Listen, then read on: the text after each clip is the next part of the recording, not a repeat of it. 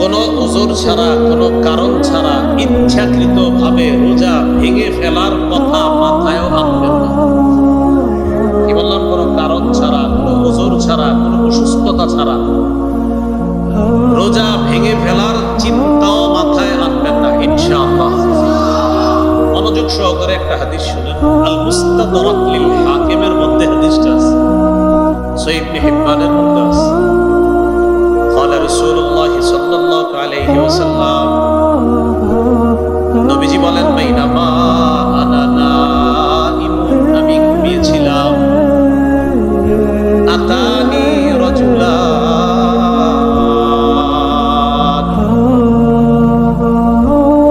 আমি ঘুমিয়েছিলাম, স্বপ্নে আমার কাছে দুজন লোক আসছে।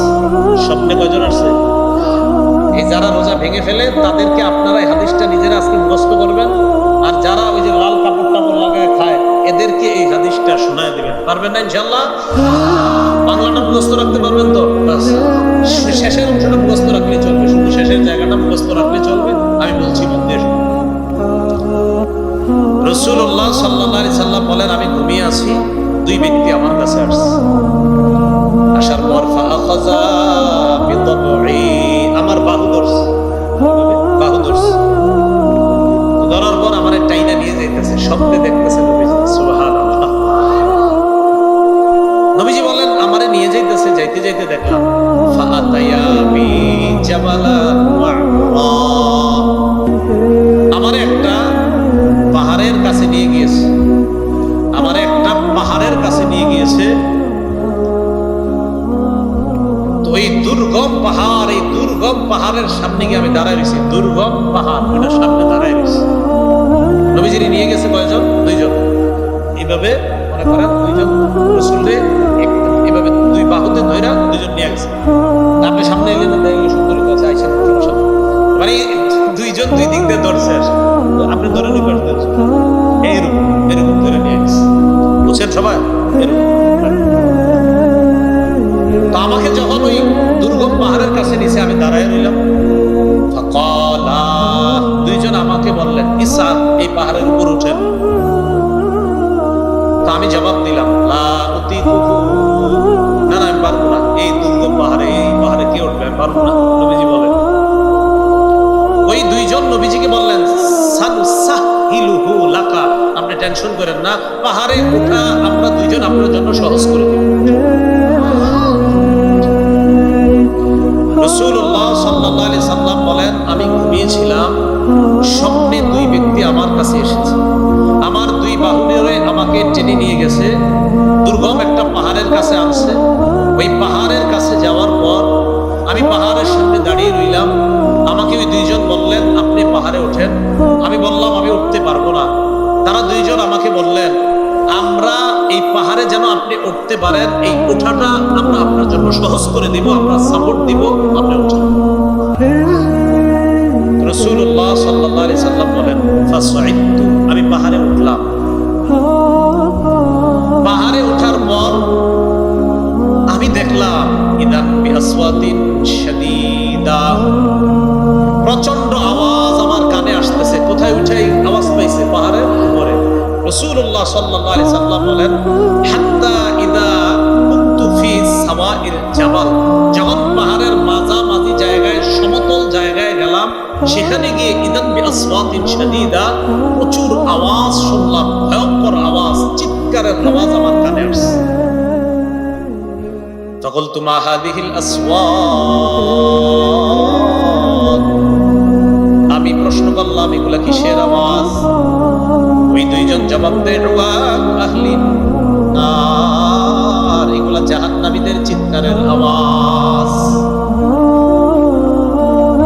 নবীজি বলেন, সুম্মান্তালাকা বি, এরপর আমাকে সামনের দিকে নিয়ে যায়, যাইতে লাগলাম, যাইতে যাইতে ফাইদা আনা বিকাউমিন মুআল্লাকিনা বিআরাকিবিহিম মুশাক্কাকাতিন আশদাকুহুম, যাইতে যাইতে হঠাৎ আমি একদল মানুষের সামনে গেলাম, তাদের দিকে তাকায় দেখলাম পাগুলা উপরের দিকে বেঁধে রাখা,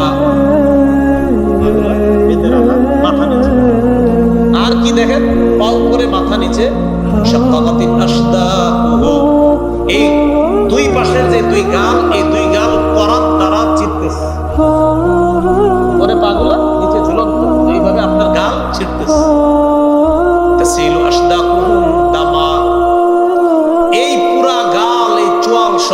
রক্ত পড়তেছে। এই কল্পনায় আনেন, দৃশ্যটা কল্পনায় আনেন, পা উপরে মাথা নিচে, দুই পাশের গাল থেকে রক্ত পড়তেছে। ব্যাপারটা কত ভয়ঙ্কর।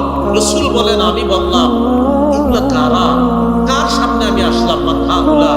ফেরেশতারা জবাব দিলেন, আল্লাযীনা ইফতিরুনা ক্বাবলা তাহিল্লাতি সাওমিহিম। হুজুর, এরা তারা যারা ইফতারির সময় হওয়ার আগে ইচ্ছাকৃতভাবে রোজা ভেঙে ফেলে, এরা তারা।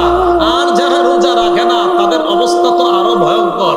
রাসূল বলেন, একদল হুজুর ইচ্ছাকৃতভাবে রোজার সাথে তামাশা করে, ইচ্ছা করে রাখা, মন চায় আমি রাখবো, মন চায় রাখবো না, ইচ্ছা করে যারা ভেঙে ফেলে, এদের এই অবস্থা এটা চলতেই থাকবে।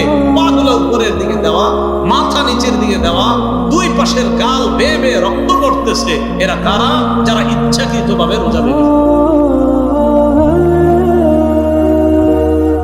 তাহলে অবস্থাটা কত ভয়ঙ্কর। তো পর্দার আড়ালে যারা খায় এদেরকে একটু বলবেন যে তোমার অবস্থা কি ভয়ঙ্কর হবে, একটু চিন্তা করো। আল্লাহ কথাগুলো বুঝার তৌফিক দান করুন। রাসূলুল্লাহ সাল্লাল্লাহু আলাইহি ওয়াসাল্লামের এই হাদিস থেকে আমরা বুঝলাম রোজা ভাঙা দূরের কথা, রোজা ভাঙার চিন্তাও মাথায় আনা যাবে। আব্দুল্লাহ ইবনে মাসউদ রাদিয়াল্লাহু তাআলা আনহু বর্ণনা কি বলে দেখেন। তিনি বলেন, মান আফতারা ইয়াওমান মিন রমাদানা মুতাআম্মিদান মিন গায়রি সাফারিন ওয়ালা মারাদিন। কোন ব্যক্তি যদি উযর ছাড়া ইচ্ছাকৃতভাবে রমজানের একটা রোজা ভেঙে ফেলে, কয়টা? কিভাবে? ইচ্ছাকৃতভাবে।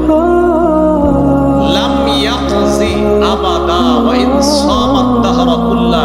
সে ওই এক রোজার বিনিময়ে যদি সারা জীবনও রোজা রাখে, তাও ওই রোজাটার হক আর আদায় হবে না। যদিও এক রোজার কাফারা আছে, 60টা রোজা রাখা কিন্তু কাফারা। কিন্তু ওই যে এক রোজা রাখলে যে আপনি যে বেনিফিট আল্লাহর কাছ থেকে পাইতেন, এটা আপনি সারা জীবন রাখলেও এই ফজিলতটা আর পাবেন। কয়টা রোজা? মাত্র একটা রোজা ইচ্ছাকৃতভাবে কেউ ভেঙেছিল। আল্লাহ আমাদের সকলকে যে কথাগুলো বললাম এই কথাগুলোর উপর